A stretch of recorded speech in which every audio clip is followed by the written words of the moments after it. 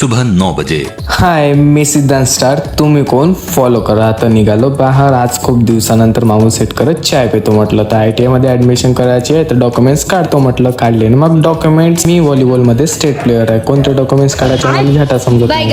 सुबह 11 बजे। झालं मग माझ्या दिमागाचं पाणीपुरी तर निघालो. मग बाहेर आजचा दिवस खूप छान. तर मग गाडी झाली होती पंक्चर. मग टाकला ना काकांना टायराच्या गड्ड्यामध्ये प्लॅस्टिक. इथं उधारी लय आहे. अंगावर पण दुनियाभराचा खर्च आलो. मग दादरवर पण चायच नाही भेटली भोकात. दोपहर 12:30 बजे। माझे पेट खाऊ राहिले पेट फूड.